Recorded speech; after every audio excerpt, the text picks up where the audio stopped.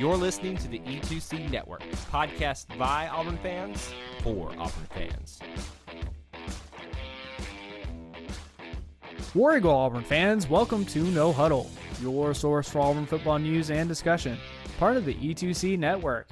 I'm AJ Richardson. I'm also here with my buddy Jared Davis. We got some spring football to talk about, Jared. It is starting. It is going. We got a month of spring practice coming up. Jared, how excited are you about that?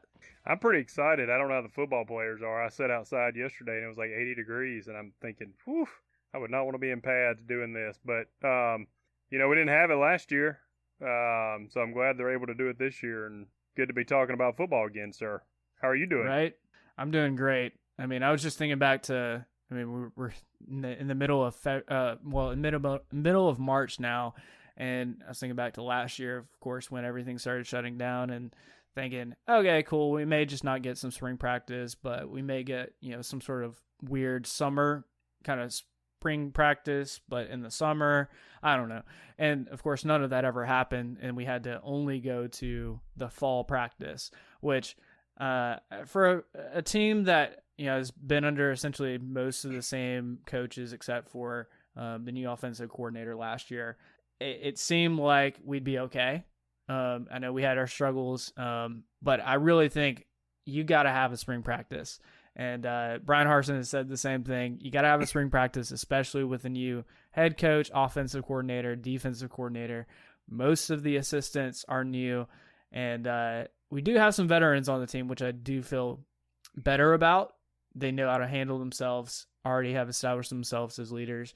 But it'll be interesting to see how this year, what we get out of spring practice, who will emerge, and then come A-Day on April 17th, we'll get to see some of these new Auburn Tigers, and some of these new transfers that are coming in, and see how they could potentially make a big impact on this Auburn team for the next 2021 season. So Jared, we've got 15 total practices coming up. And kind of the cadence for this, if you're trying to keep up with what's going on, we're going to have 15 practices over the next month, and that'll culminate with A-Day at the very end. But the weekly schedule will be Monday, Wednesday, Friday. And then we'll also have a Saturday practice, and that'll be the normal weekly cadence for that. I think they're taking off for a quote-unquote spring break, even though I think Auburn doesn't have, at least on their university schedule, a real spring break this year. So that'll be good to see a little bit of break in there, and then in between Monday, Wednesday, and Friday, they're going to have a Tuesday, Thursday where they'll have like film sessions and maybe some walkthroughs of different plays, just to maybe not full contact or anything, but getting the players acclimated. I mean, you got to do that. Jared, what are you thinking? What are you kind of looking forward to with this? New coaching staff. What are you kind of expecting to get out of this? I really don't know. I don't know how it compares to Gus's spring practice as far as structure. I think it's pretty similar. I guess it's kind of I think it is too. I think they were saying there's not going to be a big they'll stray a lot from what we were doing. I do like the concept, and I don't know if we did this, of taking a break to watch film. So that we can go back and, try to correct some of the issues, before the next practice. I think that's a big deal. We don't think about spring being a huge deal. We're like, oh, just let them get out there before fall and we're good to go. But this really is when they start building that depth chart. And when they got the depth chart, kind of set, they can then start focusing in on those starting players and working with them even more throughout the summer of, hey, this is how you hone your craft. And here's how we're going to do things. So it kind of does help. At this point, everybody's available. You need to kind of limit that down a little bit to who's gonna really be your starters. Yeah, and I think that kind of leads me into my next thought of I think Harsin's probably going to say pretty much every position is open. I mean, will it really be open? Maybe not. Like, I'm thinking about quarterback. As much as Bo Nix has had his struggles, I just don't see anybody behind him taking over that QB1 position, at least from game one. maybe if Bo struggles and continues to struggle throughout the season, maybe we see a different starter like Demetrius Davis. But I think for the most part, we're going to get positions that are open. So spring practice is a big moving time for players, especially the new ones. They're going to come in and want to make an instant impact on this team.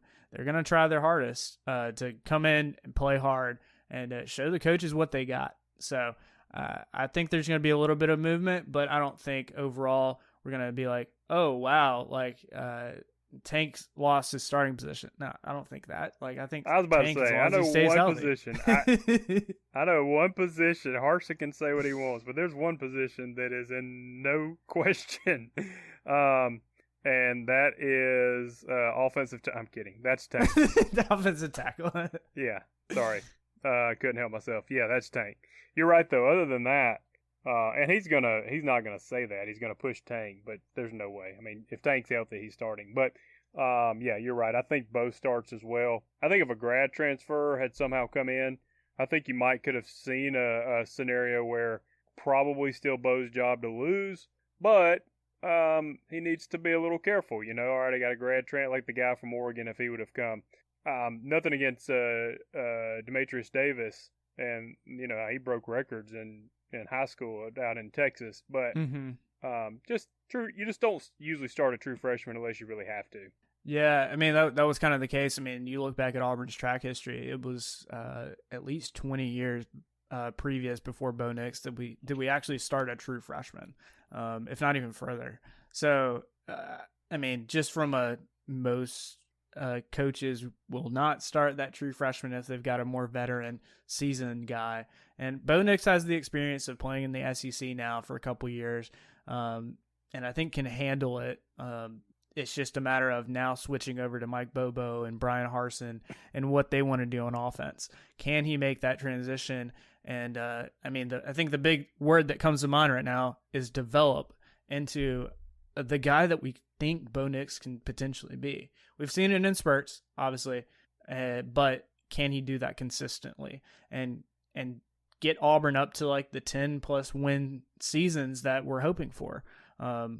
Especially with Bo Nix at the helm, can that happen? Well, and I think just by design, you know, this offense is going to have some more intermediate passes. I mean, we could talk all day about Gus's pass game, good or bad, or schemes. I think this offense is just going to, by design, be a little more pro, have some more intermediate passes. So, regardless, I expect the offensive line to be better. But even if they're not, you have to think he's going to have more options that don't require as much time and much offensive line protection. So, you would expect him, even if the O-line was 0% better, you would expect him to be more effective and efficient this year, just from the standpoint of there's just going to be more options that can be quicker passes. Yeah. You know, really, we went down the field, and not necessarily deep, but we went kind of down the field, or we ran screen passes. Yeah. And I just think there's going to be a lot more shorter options. Yeah, that's what I'm really hoping. Because if we want to improve as an offense, you have to have all of the different levels, and we would, throw long, a few times in a game, mostly short. We'd have a handful of like intermediate routes, but you got to be pretty, I don't know. I'm thinking of the word camouflage with things, like make it look like we're going deep and then, cut in and you got a 10-yard automatic first down right there pass. And so it's like the DBs and the safeties have to respect all the different kinds of routes that we could run. And I feel like they started to figure out a pattern of what we were running, and it just made it hard on Bo Nix, and it made it hard on the wide receivers to get open because they could predict fairly easily what was going to happen. So I'm looking forward to that. A couple of guys that I think, at least on wide receiver, since we're on that topic, that we should definitely keep an eye on that really didn't have a whole lot of exposure last year as far as number of catches and yards and touchdowns. I think it's Kobe Hudson. I think leading off, a guy that I think is probably going to be, if he's not the number one guy, he's going to be very close number two, because he's just got really good ability. in what we've seen so far, and if you've listened to, I think it was Locked On Auburn podcast, they did an interview with Anthony Schwartz, and he's been practicing with Kobe Hudson over this last year, and he was telling us just how good Kobe Hudson is and just well-rounded he is. Are there any other wide receivers that, Jared, you think will stand out over the spring practice? I really don't know. I listened to the same podcast, and Schwartz was, immediately was Kobe. He's basically Kobe's the most ready-to-go wide receiver. And, that's good. We didn't see a lot of him this year from a just wasn't a lot of plays. He did good in the bowl game. I think he had a couple of catches in the bowl game. I don't know. I always think wide receivers need to be tall, and they don't necessarily have to be, but I'm looking it up right now, and he's 6'1", so that's a decent size. Yeah. I tell you, the guy that, it's kind of hard not to at least be excited was what Elijah Canyon did, really to a good defense. Yeah. He caught that ball. It was a kind of weird pass. He had to adjust, catch it, stay in bounds, throw a guy off, stiff arm, and really just didn't. It looked easy to him. So that talent kind of is there. I think Schwartz even mentioned as far as get off the line of scrimmage, the best is Elijah. So Elijah had the least opportunities because Capers really probably had the most. And Schwartz mentioned Capers as well as being, a good option.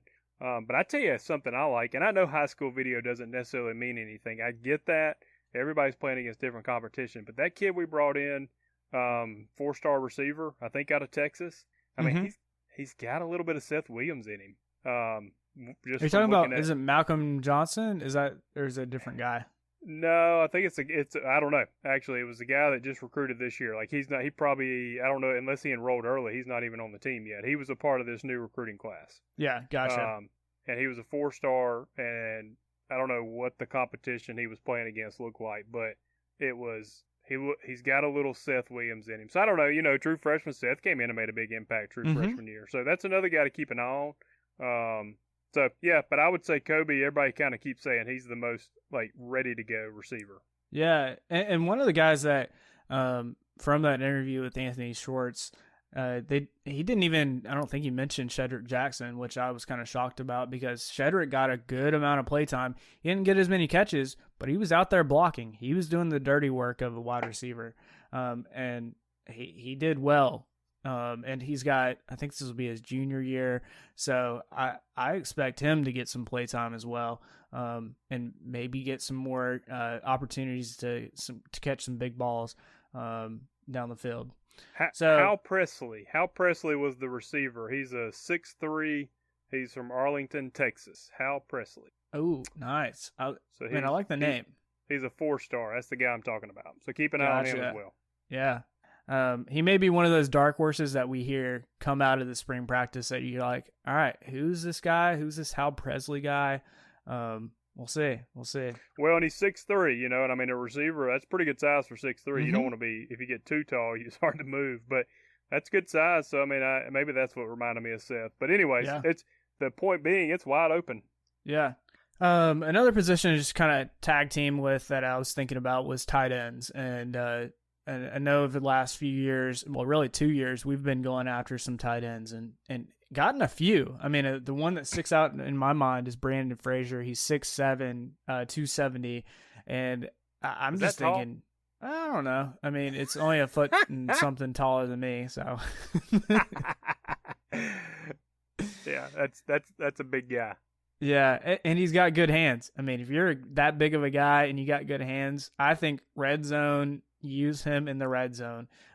Figure out a good way to use him. So I could see him kind of emerging potentially as our tight ends leader. Even though we have other guys on the team that I think could potentially, Jake Fromm's brother, is on our team. We have potential. It's just, I want to see how they use that. So maybe that's a question. How do we use the tight ends this next year? I think we'll use them. I just don't know how.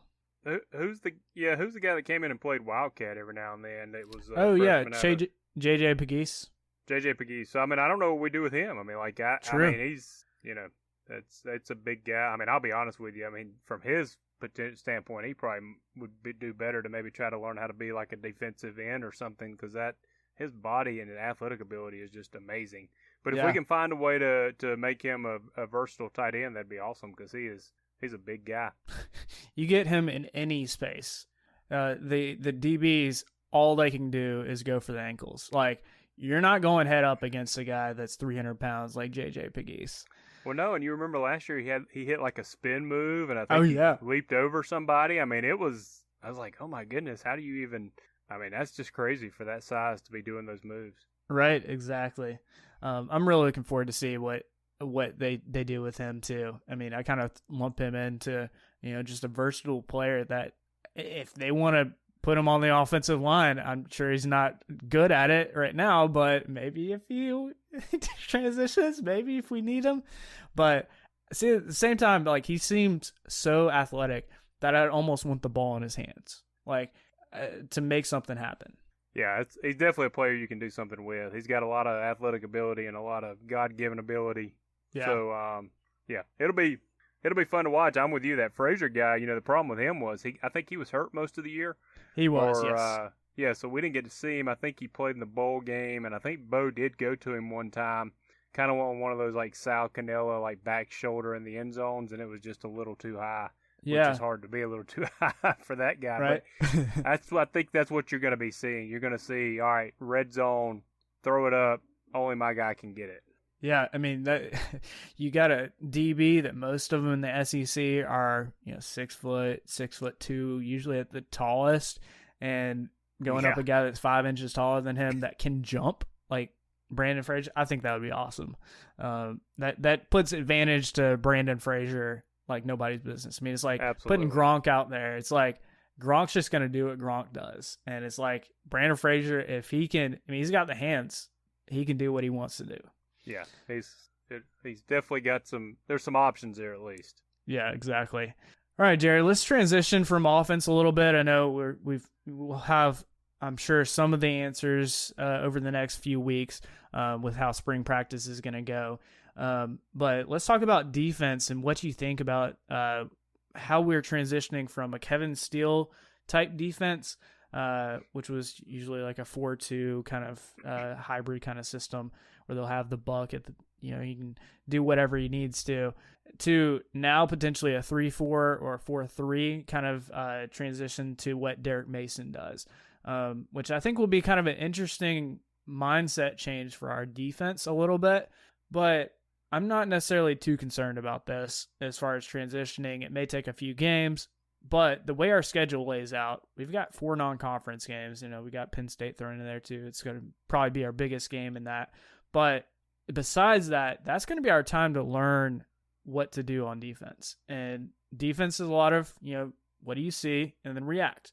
And, getting a few games under your belt before SEC play, I think is going to be really big for them. But what do you kind of think we're going to see or hear about from the spring practice under Derek Mason now that he's switching from head coaching role at Vandy, focusing on defense at Auburn? What do you think that's going to look like? I really don't know, to be honest with you. I know that they're going to be doing, like you said, going more to maybe a 3-4. I think that's going to move, like TD Moultrie is going to be more kind of probably in a semi-linebacker type role, which is really where he came out of high school as maybe a 5-star, at least a 4-star guy. So I think it's going to be interesting to see, like, what does that allow him? Because he's always like every year you hear he's got great potential. Yeah. And it's just never been tapped into. So is this going to be the year for him? Really, I think we're probably going to we may potentially, I should say, go from, a defense that got used to relying on the D-line with Kevin Steele to with Mason and them. He's so good with secondary. Are we going to basically just lock everybody down? Yeah. Force them to run the ball.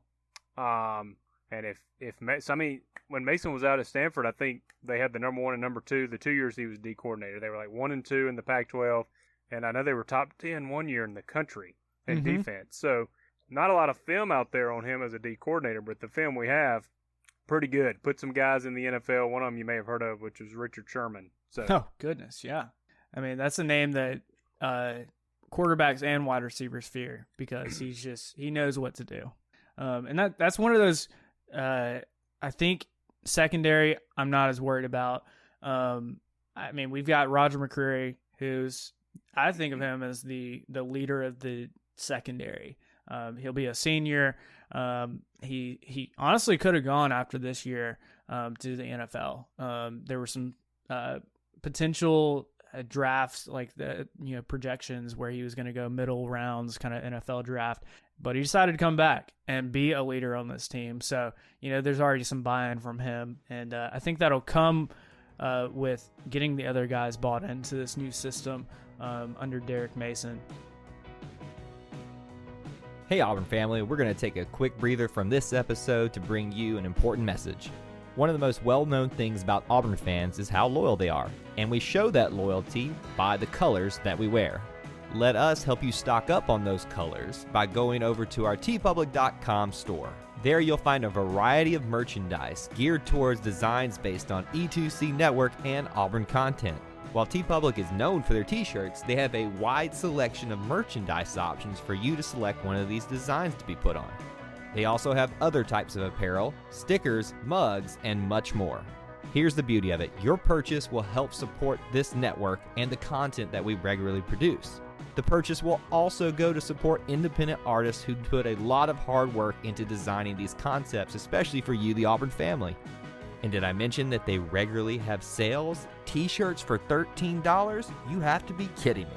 If you're ready to explore your purchase options, head on over to tpublic.com/store/E2C Network. You can also get there by going to our website at e2cnetwork.com/support.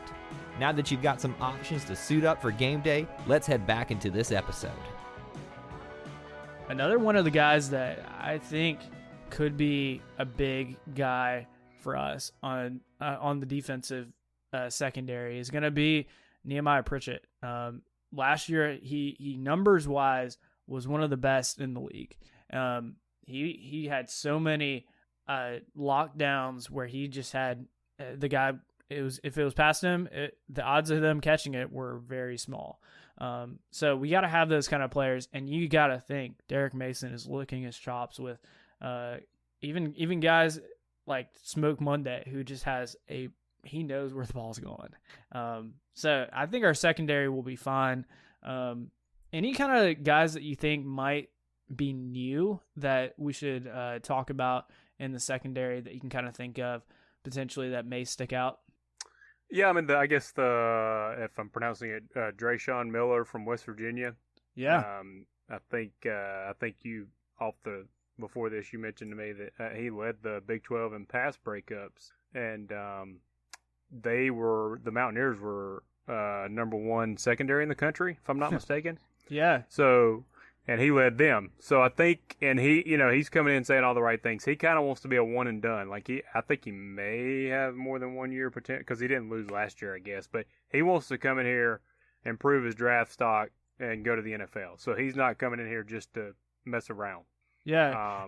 And what's crazy about him was he was the leading best secondary player for the Mountaineers at West Virginia. So for him to come to Auburn, he expects to make an instant impact because he would have had a significant role on that team if he had stayed with West Virginia. But saw something else. He wanted to come to Auburn and play for Derek Mason, which I'm very happy about. I mean, I think our secondary is going to be pretty solid this year because of him and the guys that we already had. Sorry. Something about the secondary. The league's moving more towards a throw the ball all over the place. I'm not going to pick on Georgia here, but Georgia, their last few games, struggled to run the ball, actually.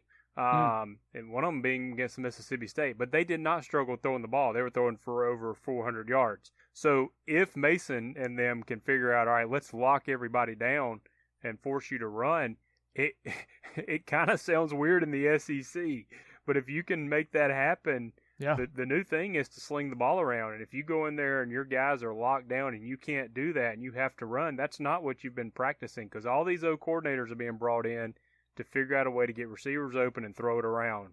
And with Mason's ability, and the players got to do it, but we got some talent there in the secondary. If they can lock them down, and you got to get pushed on the D-line. There's no doubt you can't guard a guy forever. But it could be interesting to watch. I'll just say that because the new thing is to get receivers open, have a ton of them, and throw that ball 40 times a game, and that's kind of Mason's specialty to keep you from doing that. Yeah, exactly. I mean that's a interesting kind of change from even I'd say like 10 years ago or even 5 years ago, if I'm being honest, like that it was a run first SEC kind of offense that you would see. And then it transitioned pretty quickly over to the LSU's and Tua's throwing the ball around so much. And that kind of changed the momentum of these lower scoring games, run it, just beat the guys down at the offensive or defensive lines, just, keep churning to, hey, we're going to hit some big plays. We may score in like 2 or 3 plays. And if you can lock down the wide receivers and not allow those big plays, you got a good chance of, the linebackers and defensive line playing a role in stopping that run that the teams are going to have to go after. One linebacker that I'm really excited about, and I want to see how he does coming back, is Chandler Wooten. So last year he opted out because of COVID and didn't play last year. Sounds like he was able to still stay in shape and work out, but he's coming back this year. And I want to see how he does, how he gets into that rotation, because coming into the 2020 season, I thought he was going to be that number 2 or number 3 kind of linebacker. So he was, sometimes starting, sometimes would be that next guy in for linebacker. So I want to see what he does. Another name throw out there, Wesley Steiner.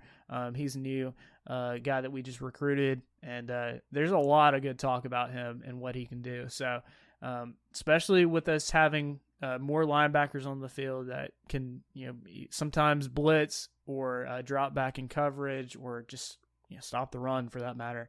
I think guys like Wesley Steiner should be able to do that kind of thing. Let's talk about special teams a little bit.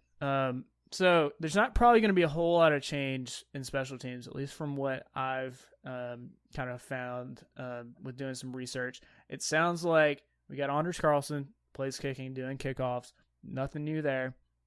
It's probably going to be Aiden Marshall, or now I'm blanking on his name, the Australian guy. And it's going to be an interesting kind of thing with punts. I mean, they may still go to it. Well, I'll just have to see how that goes. Maybe that is a small battle. Who will be our punter for next year? Let's hope we don't see them very much. That would be awesome. Whoever wins the punting battle. That would be awesome. I mean, if we don't see a punter during a game, hopefully that means we marched down the field, scored a lot of touchdowns. Yeah. That would be a good way to have a fun season, especially a first year under a new head coach. No doubt. But I think in special teams, the one that I think is completely open is punt returner. We're gonna have, we had all of our punt returners from last year. Think about it, Christian Tutt. They left. They're gone. We no longer have any. So it's gonna be an open field for whoever wants to take it. And I'm just thinking maybe some fast guys. And the one that sticks out to me is Malcolm Johnson. He's a wide receiver, but I could see him making a move. Just make one move, make a guy miss, get up to speed real quick. I mean, that's what a punt returner, the best in the league, do. So I'll be interested to hear who's taking those punt returns and how they're doing.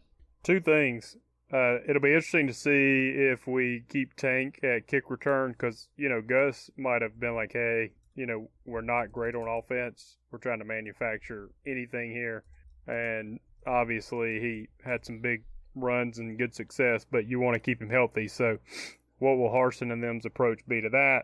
Number 2, I have no idea if Christian Tutt is actually back on the team. And if he is, because, he was going pro, then he was transferring, and then the last I heard he was back.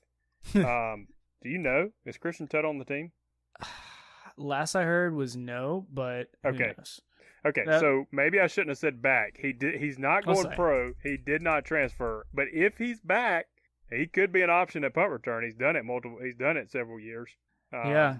I don't know that saga. I don't know where that ended. I just know he was going NFL, then transfer, and then he pulled out of the portal as well. So whatever that means. Yeah, so interesting. Like I'm just reading some of the headlines that it doesn't sound like Tut really wants to come back to Auburn. So I don't know why, but whatever his time was at Auburn, he's ready to move on, either to a different college or maybe explore options of going to the NFL. That would be my guess. At least that's what it sounds like. So apparently he's not on our team. So erase what I just said. Yeah. I was just thinking I knew that he had talked about two options, which those never manifested or came about. So I thought, well, maybe he's still technically on the team. Yeah. I mean, I don't know. I really don't know about him. Maybe he does come back. Who knows? I mean, with the crazy past 12 months we've had, you may be our punt returner by the end of it. I don't know, man. I do have 4 years of eligibility, so put me in. I did have one punt return in high school, and that was terrifying itself. So I don't know if I could do that with 200-pound jacked people running at me. Nah, I think I'll pass. That's one of the more dangerous jobs. I get mad when they fumble, but I'm also like, how do they not fumble more? Right. So, yeah. Let's kind of round this out. I know we've kind of talked about offense, defense, special teams, about what we're kind of looking forward to with the spring practice. And Brian Harsin, the Derek Mason, Bobo, they're all going to have media availability, even some of the players throughout the spring practice. So I'm sure we're going to hear a lot of what's happening, but of course they're not going to share everything. So we're going to try to throughout the spring practice bring you what we can hear and what stuff's going on. Maybe get you some information about what's happening behind closed doors, and maybe some of the big plays that happened during scrimmages throughout the spring practice. But let's kind of round this out with talking about other Auburn players that either have moved on and went to the NFL, and then I think this will be kind of interesting. Talk about what's happening with our old man Les Miles and what's going on there. So Anthony Schwartz, we've already mentioned his he's looking at potentially going to the NFL, being drafted. I mean, just looking at his speed, I think that's going to be very enticing. In his interview, and I kind of want to get into this with you just for a little bit, just for a couple minutes. What do you think about him talking about the routes, and them running them in practice, and them not necessarily running all of the different routes that they practice in a game? I think that was a little bit of I don't think it was a shocker by any means, but something that us Auburn fans were thinking, we should be running a few more routes than we were. What do you think about Anthony saying that about what we did about in the last few years with running different routes? Yeah, I don't know. I don't know what to make of that. I could easily see. So the theory is, all right. See, I told you Augusta doesn't know how to do these routes. It's a good thing we've moved on. So I could see that argument. I could also see the argument of the offense just did not work this year, and we could not get in a rhythm, and we couldn't pass block enough. Nothing was working really. So I could also see, all right, this was something we were going to build up to in a game. We weren't able to do that with the protection, and it just never manifested. It is interesting to hear that. But you also got to think too, and nothing against Schwartz, but he's also in these interviews trying to tell people what they want to hear. I mean, that's what people do in interviews, and we may have run those routes once or twice, and you turn that into, okay, yeah, we did that a good bit, so I'm absolutely well prepared, Mr. NFL team. So you just never know.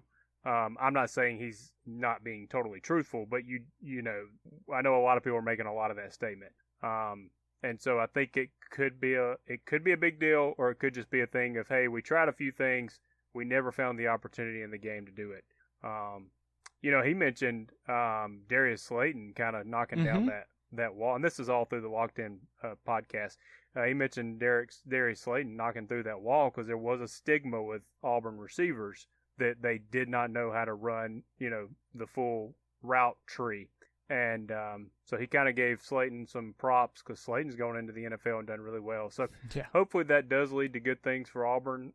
I'll be honest with you, it's amazing. We always were getting 4-star receivers. We got a 4-star guy to commit this year without even a coach. So I think we'll be doing fine. But it was an interesting comment.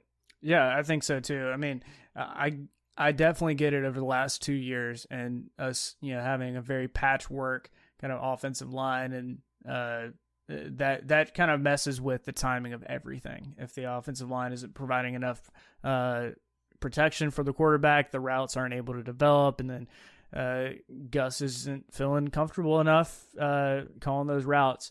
So I just thought that was kind of interesting that he brought that part up. But I mean, it's also him potentially marketing himself, saying, "Hey, we ran these routes. I know how to run them. And I'll show you whenever we do our drills. I'll show you how to run them. I know how to do it." And I mean, to him, maybe that's a nod in his way. Hey, you know how to run them. Now you got to do it for us. Well, and I want to be clear. I'm not calling out Schwartz saying he's not telling the truth, but everybody's done this. You did 1 or 2 things at a previous job, and when you go to an interview, oh yeah, I've done that all the time. Yeah. So you just never know, what was really going on in practice, but. It is a little interesting if we were running more complex routes in practice and not in the game. Yeah, exactly. Another player that previously was at Auburn, Cam Newton. You've probably heard of him. And he's going to be staying with the Patriots over the next year. He's got a 1-year contract with incentives up to $14 million and a pretty good payout for him, considering I think his deal was like $1 million, and then a ton of more incentives on top of that for this last year. So. He did pretty well for himself. Yeah, he's doing all right. Yeah, definitely. I mean, then he's got his Cam Newton brand and sponsored by everybody that could potentially he wants. So he's got some good stuff coming his way. Let's talk very briefly about Les Miles and we'll get out of here. So if you haven't heard, Les Miles got fired from Kansas. There was a NCAA investigation and just. Things started heading south for him pretty quickly. It all kind of started back when he was at LSU. And it ended up, his job at Kansas, they decided, yep, it's not worth it. You're going to get fired. And they did. They actually, I think, even fired their athletic director, I think. So, I mean, there were some big repercussions from that. But it just got me thinking, like, Auburn was his last SEC loss. How does that feel? Like, that just makes me excited. Like, I'm just like, the Mad Hatter, we beat him. That was his last loss in the SEC when he was coaching at LSU. So, I don't know. I kind of feel good about that. That all unfolded real quick. Yeah. And then trickled over to Kansas. So, yeah, it's crazy, man. I don't know. It sounds like a lot of things were going on there. So, and I don't know all the details about it, but they got rid of him at Kansas and got rid of the athletic director at Kansas. Man, that's going to be a really crazy rough transition for Les because, I mean, I do have respect for him as a coach. I mean, he was able to do some really good things at LSU, and did it all while eating grass and doing crazy stuff that he was always known for, being the Mad Hatter. But that was always crazy. He used that for advertising because he was on College Game Day one time, eating grass. Yeah, became kind of his calling card, I guess. It kind of was, yeah. All right, Jared. Any other final thoughts about the spring practice and anything else about that? No, not really. I mean, one other thing, I know we've talked a lot about that interview with Schwartz, but I did want to mention I think I'd be not doing my job if I didn't bring up his comments on Tank, just because Tank is such a special guy. And he, they asked him, is he legit? And he was like, if he stays healthy, he's going to be up there with Bo and Cadillac and all those guys. So that's pretty promising. He said when he first came into practice last year, you got to keep in mind, I mean, he didn't have spring and summer practice. But when they got out there on the field, people couldn't bring him down, and they were like, yeah, this guy's pretty special. You also got to keep in mind, Gus does not play too many true freshmen, especially at running back. Yeah. That just tells you how good this guy is. Yeah. And one of the things that kind of encouraged me a little bit was Auburn's posted now at least 2 videos of Tank working out, and it seems like he's in the weight room, and that's kind of where it starts a lot of times in the off season with building durability, which is one of the main questions with him. Can he be durable enough to withstand an SEC slate like we're about to go through again? And can he do it and stay healthy for it? So I think this is kind of building him up, and hopefully him be a little bit more durable this year so he won't have as many injuries. Absolutely. Yeah. All right, Jared, before we get out of here, how can the people stay in touch with you? Just find me on Facebook and Instagram under my name, Jared Davis. And you can find me on Twitter, AJAY_. It's always great to be an Auburn Tiger and War Eagle. War Eagle.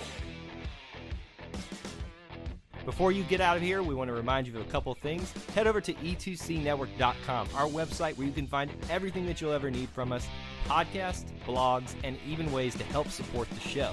If you want to find individual episodes, you can download all of these on iTunes, SoundCloud, and Google Play. So until we see you again, I want to remind you of one thing, that here at the network, we believe in Auburn and love it. The only question remains, do you?